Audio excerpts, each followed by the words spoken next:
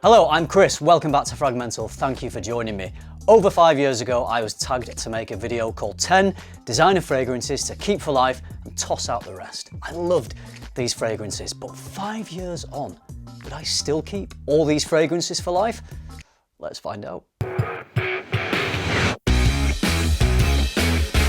I remember making this video so clearly 5 years ago because I wanted to do it a little bit differently, so I got my kids involved. I think it's probably the cutest they've ever been in one of my videos. I wanted to revisit this video because when I'm saying I would keep 10 fragrances for life, that's not a small thing, that's a big deal. Now, I've never said I'm a fragrance expert, I'm just a guy that collects fragrances and I like to talk about them on a channel. So I'm not saying I know everything about fragrances, I'm not a perfumer, I've never studied it, I've just amassed a pretty decent collection, but nevertheless, it's still quite a big statement. And the funny thing is, when we're saying for life in these types of videos, it's not really for life because it's just dependent on the fragrances we own at the time, which back in 2018 wasn't that many, if I'm honest with you. And our tastes change, we smell different things, we smell new things. So these for life lists are inevitably going to change. And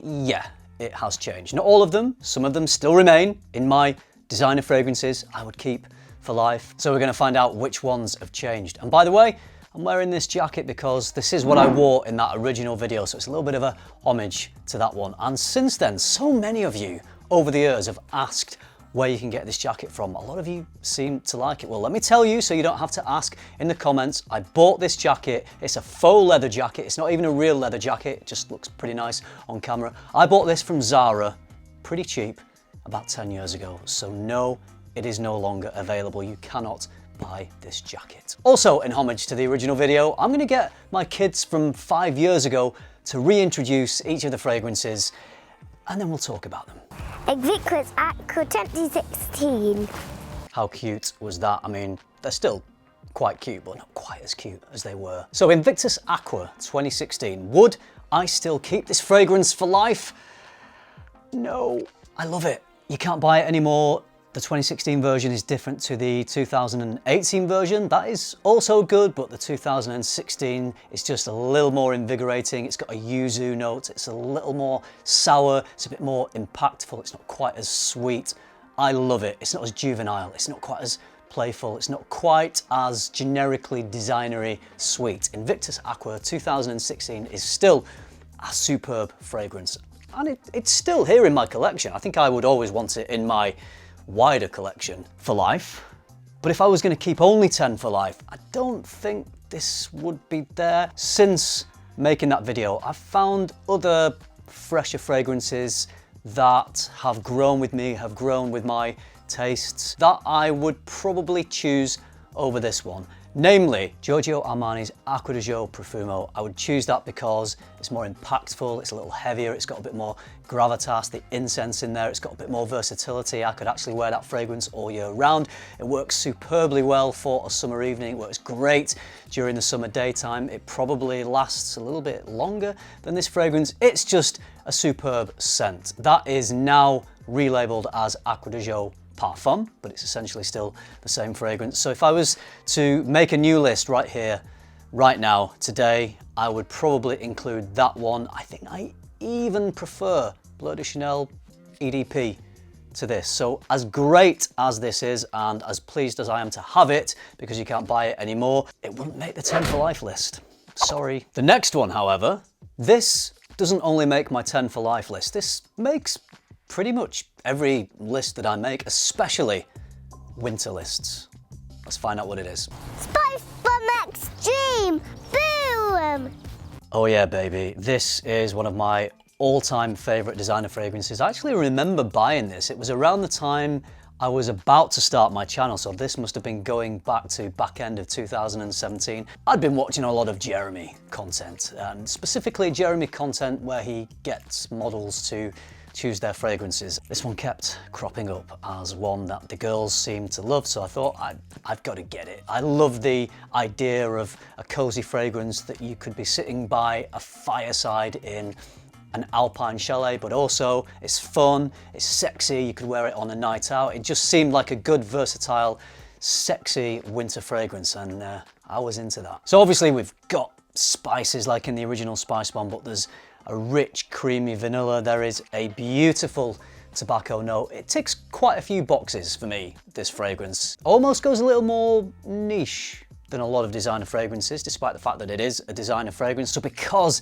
it smells a little bit different to a lot of designer fragrances, because it has that likability, that mass appeal, and it has notes that just really appeal to me, this one is still, and probably always will be, in my 10 fragrances to keep for life. Definitely not tossing this one. This next one, I will still keep for life. Let's find out what it is. Armani called Profumo. Armani Code Profumo. When I was on the fence about whether I would still keep this one for life, and I had that little smell, it just reminded me of when I bought this, and it was way back when I just started my channel. I have a certain nostalgic feel about that. I was wearing it quite a lot at that time. I was absolutely loving it. So when I smell this, that bit of nostalgia creeps into it for me, and I think that is probably why it's just gone onto the side of the fence where I would keep for life. We've got some leather, we've got sweetness, there's a little bit of fruitiness in there. It's a fun, playful scent. This would be a fantastic fragrance to wear on a night out if you want to wear something that gets noticed, something that is lively, but also has a bit of depth and a little bit of that bad boy attitude, because there's some leather in here. I remember smelling this for the first time thinking, well, it smells a little bit like rubber tires, but there was still something interesting about it because it's offset with the sweetness. So I loved that sort of creative energy, that little bit of attitude that it had combined with the sweetness. People say this smells like a root beer. I don't really know what root beer tastes or smells like, because I don't think we have that here in the UK. I'm sure you could get it if you really looked for it. I think it's maybe similar to dandelion and burdock. So it's got that kind of sort of spices and sweetness smell to it. Anyway, it's a superb fragrance. I don't think I'll ever tire of wearing this, and yeah, I think I've got to keep this one for life as well. Plus, of all the bottles in my collection, this is probably the best one for tossing. The shape of it, the weight of it is perfect. Not tossing out, but just tossing. Pure Havane.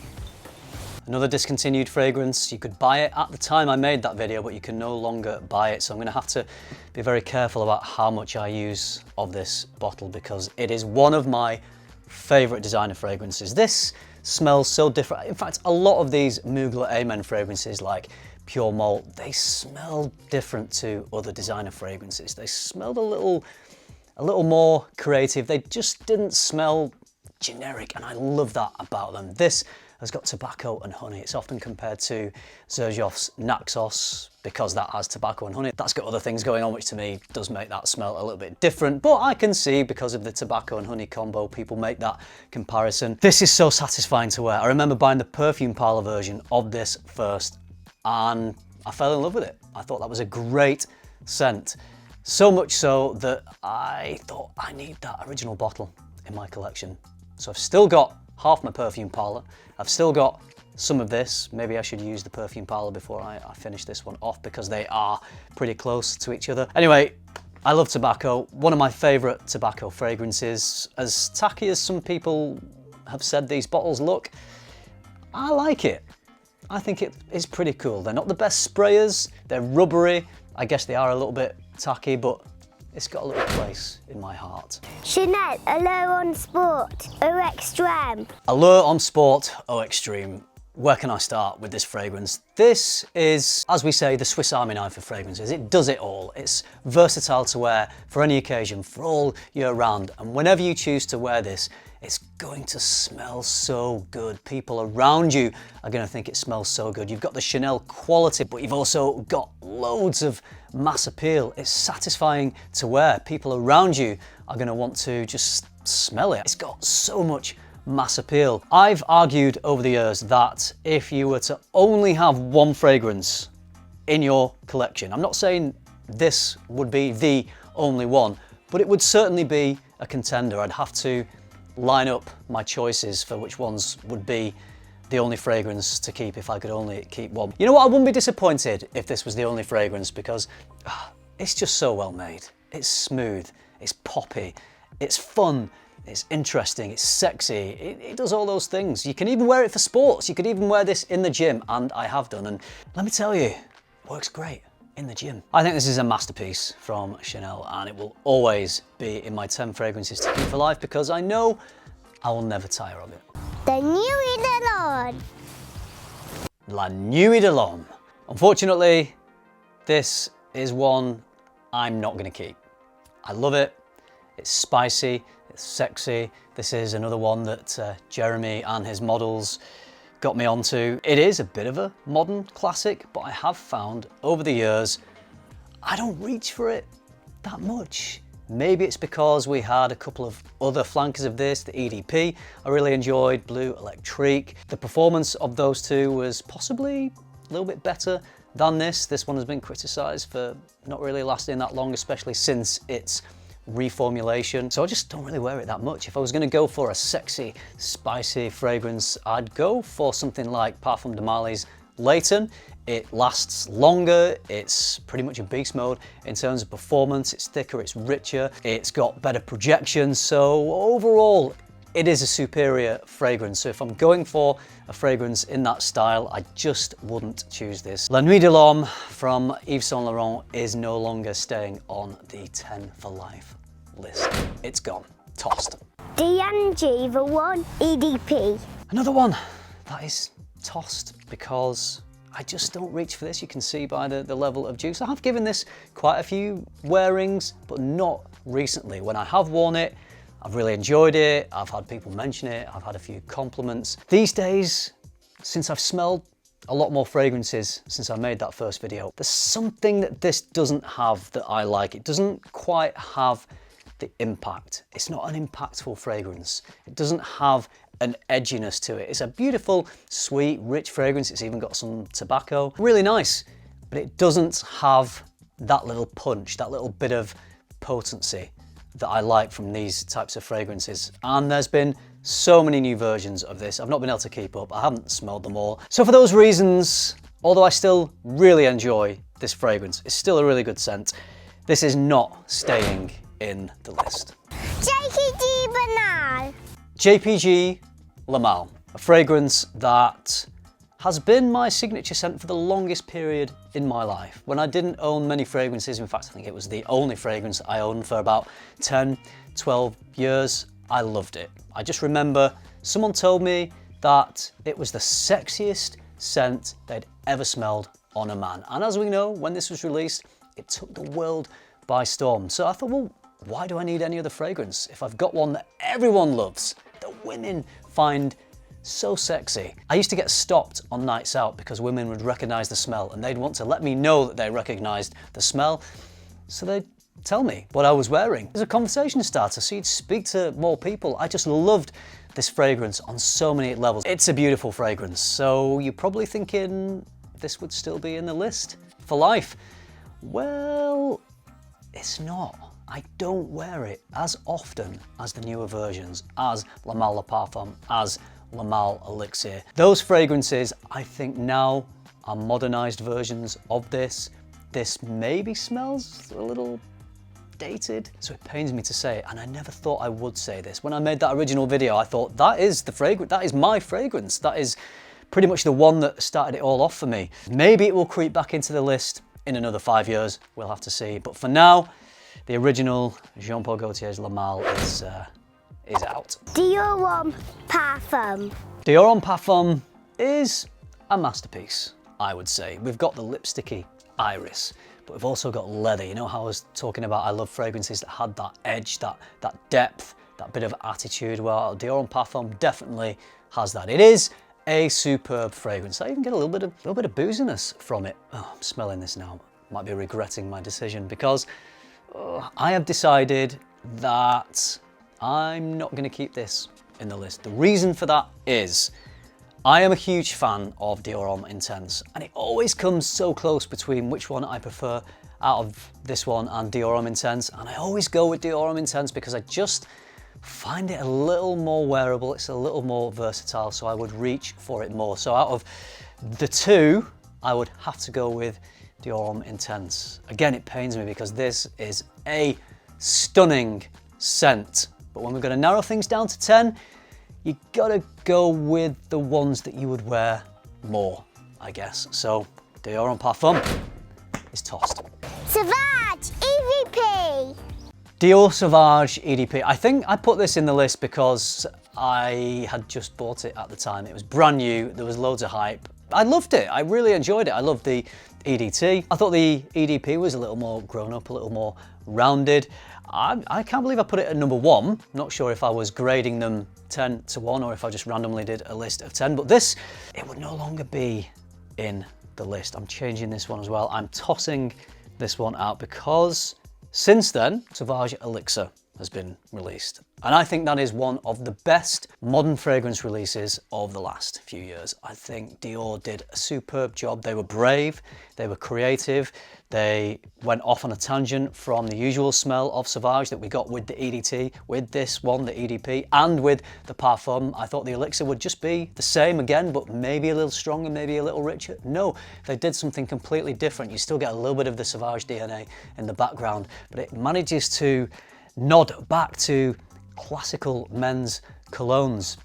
It has a little bit of the Sauvage in there, but it spices things up. It's got an edge, there's some licorice. Beautiful, beautiful fragrance and very strong. And I prefer that smell to the smell of this. So if I was going to have a Sauvage in my lineup, it would be Elixir. That one trumps the EDP. Sauvage Eau de Parfum, tossed. Out of the 10, 4 would still be on the list. I didn't do too badly, I don't think, considering that it was quite a few years ago.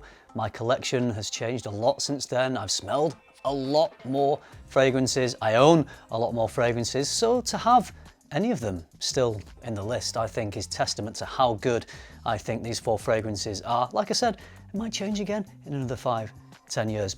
Who knows? But right here, right now, there are 4 that would remain. Fortunately for me, I don't only have to keep 10 for life, so all the ones that aren't in the 10 for life list, I'm still keeping them. I'm still gonna wear them from time to time. I would be a little bit sad if I had to throw that. Imagine if I had to throw away Dior Homme Parfum. For real? No, not gonna happen. By the way, if you're interested to see how fast my girls have grown up in the last 5 years, I will link a video, the most recent video that they've done with me. That will be on the end screen and you can see the difference. They're still beautiful, they're still cute, but I do miss them when they were that young. All right, that'll do it for this one. Let me know if your 10 for life list from a few years ago, if you did one at the same time. I know a lot of you put them down in the comments underneath that original video. Has yours changed or is it still the same? Has your nose matured? Has your collection expanded? Do you have more to draw from? And has that bumped a few out of the 10 for life list? Let me know in the comments. I would love to hear from you. If you liked this video, if you found it useful, if you love this ancient Zara jacket, hit like, subscribe if you haven't already. And if you do all that, I'll see you in the next one. Thanks for watching. Bye.